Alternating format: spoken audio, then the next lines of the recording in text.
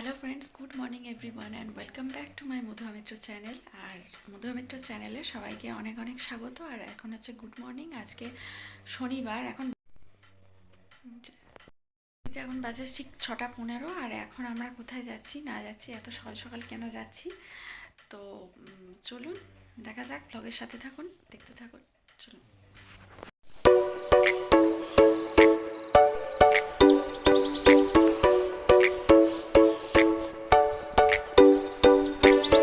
Hello friends, welcome back to my Madhuya Mitra channel. Madhuya Mitra চ্যানেলে নতুন একটা ব্লগে সবাইকে অনেক অনেক স্বাগত। এই শীতের ছুটিতে একদিনের জন্য কোথায় ঘুরতে যাবেন বুঝতে পারছেন না?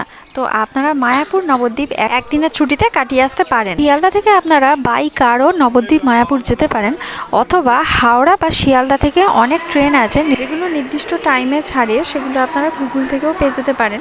তো ট্রেন ধরে আপনারা প্রথমেই চলে আসবেন নবদ্বীপ, আর সেখানেই আছে শ্রী গৌরাঙ্গদেবের জন্মস্থান। তো আমরা প্রথম চলে এসেছিলাম নবদ্বীপ, আর নবদ্বীপ থেকে আপনারা একটা টোটো ধরে আপনারা নবদ্বীপটা পুরো ঘুরে নিতে পারেন। প্রথমেই যেখানে চলে এসেছিলাম সেটা হচ্ছে জলমন্দির। আর জলমন্দির হচ্ছে কারণ এই মন্দিরটা এটা হচ্ছে জলের মধ্যে অবস্থিত। পুরোহিত যিনি পুজো করেন তিনি হচ্ছেন নৌকা করে ওই মন্দিরের মধ্যে যান, আর দর্শকরা ওই মন্দিরে যাওয়ার প্রবেশ নিষেধ। ওনারা হচ্ছে চারপাশটা আমরা ঘুরে দেখতেই পারি। আর মন্দিরটি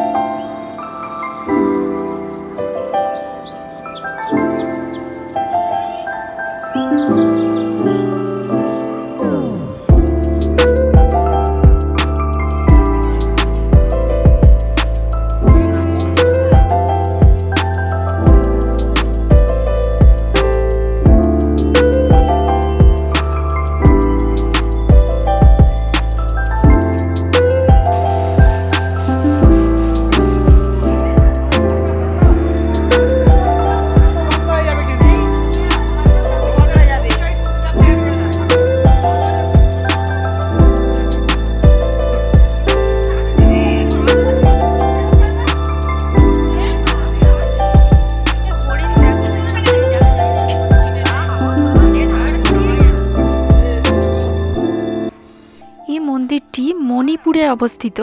মণিপুর হচ্ছে নবদ্বীপ স্টেশন থেকে অটো বা টোটো ধরে আপনারা চলে আসতে পারেন।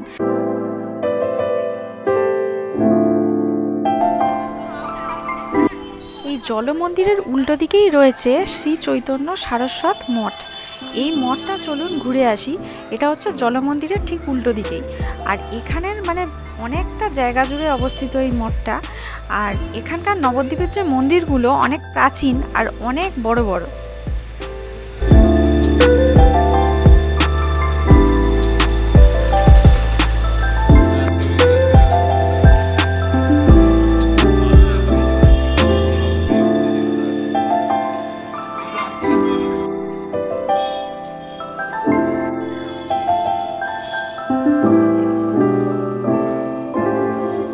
এখান থেকে টোটো ধরে আরও খানিকটা এগিয়ে এসে আমরা পেয়ে যাব হচ্ছে সোনার মন্দির।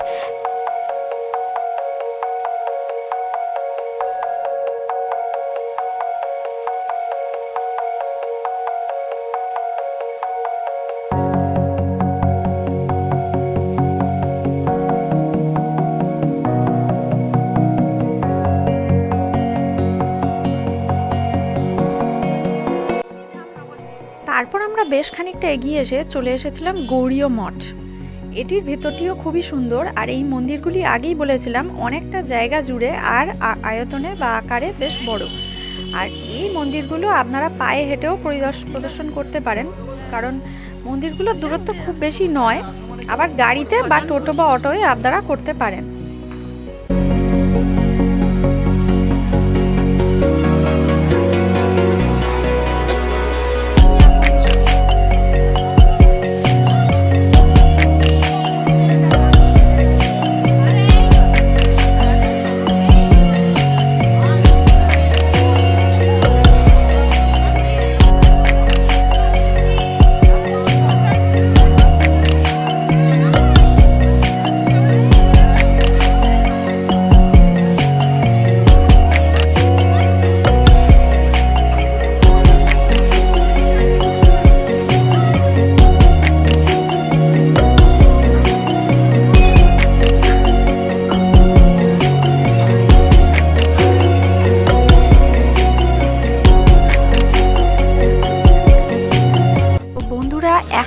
আমরা প্রাচীন মায়াপুরের কিছু মন্দির দেখব।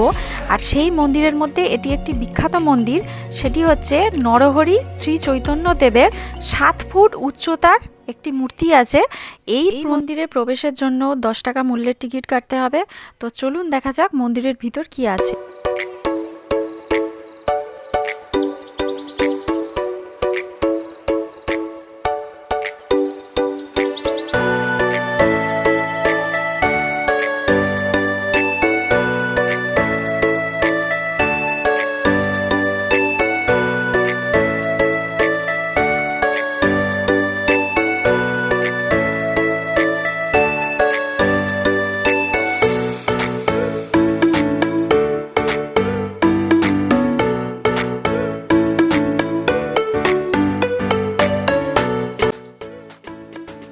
মন্দিরের ভিতরে আমরা দেখতে পাচ্ছি খুব সুন্দর বাগান আছে, আর বাগানে রয়েছে বিভিন্ন দেবদেবীর মূর্তি। আর এই মন্দিরটিও অনেকটা জায়গা জুড়ে অবস্থিত, আর মন্দিরটি আয়তনে অনেকটা বড়। আর এই হচ্ছে শ্রী গৌরাঙ্গ দেবের 7 ফুটের মূর্তি। আর আমরা চারিদিকে যে বাগানে দেখতে পাচ্ছি বিভিন্ন দেবদেবীর মূর্তি রয়েছে।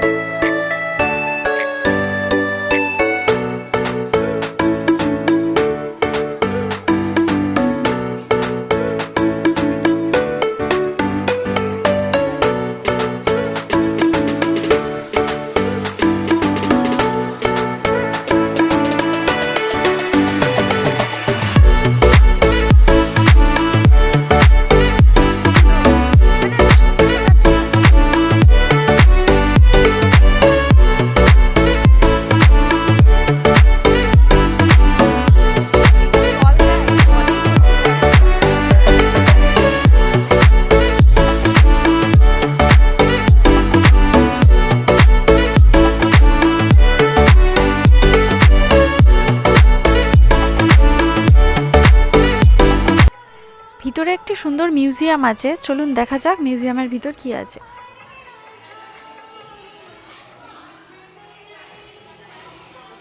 ঢুকতেই প্রথমে জগন্নাথ দেবের একটি মূর্তি রয়েছে, তারপর আমরা এগিয়ে যাচ্ছি মিউজিয়ামের আরও মূর্তির দিকে।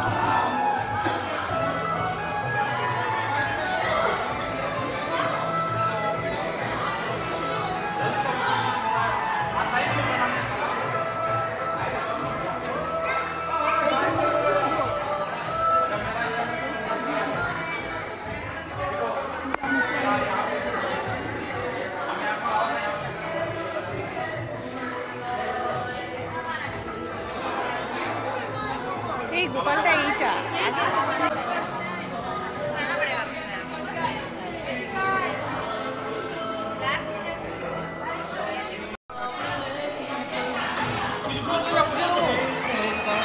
একটা গল্প আছে, পুরোটাই গল্প জানি।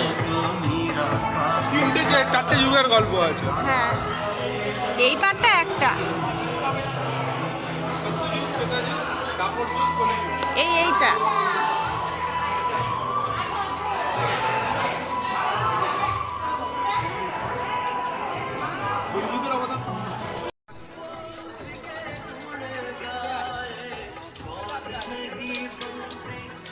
বেরোনোর পথে বেরোয় কি করবা?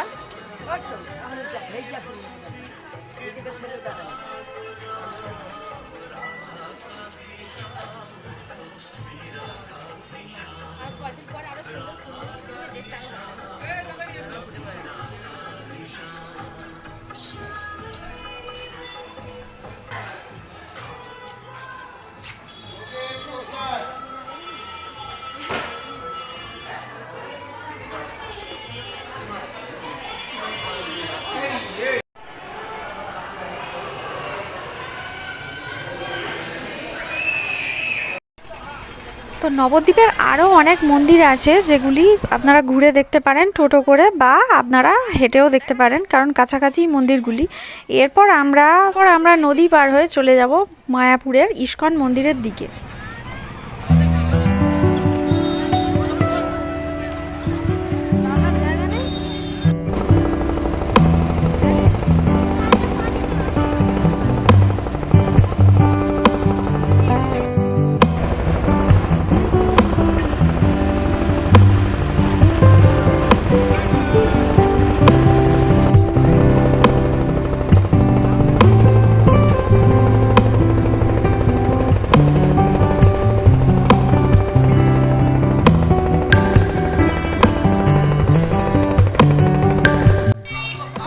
থেকে 2:30টার মধ্যে আমরা চলে এসেছিলাম মায়াপুরে।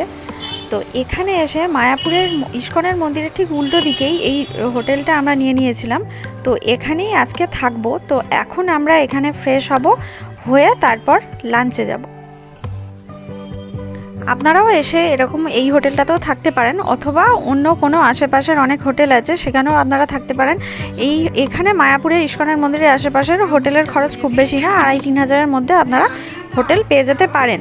আর মন্দির থেকে আরও ভিতরের দিকে যদি হয় তাহলে আরও কমে আপনারা পেতে পারেন। তো এখন আমরা রেস্ট নিয়ে তারপর রেডি হয়ে সন্ধেবেলা চলে এসেছিলাম ইস্কনের মন্দিরে।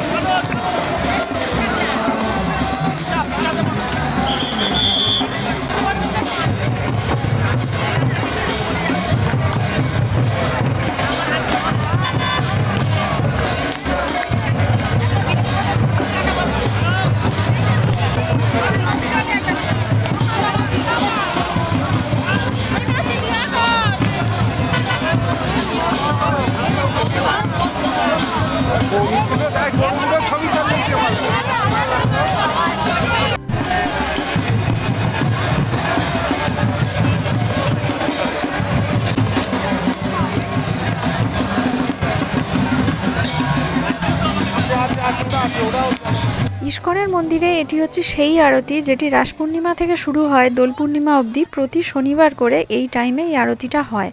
আর আমরা যেহেতু শনিবার গিয়েছিলাম তাই এই আরতিটি দর্শন করার ভাগ্য হয়েছিল।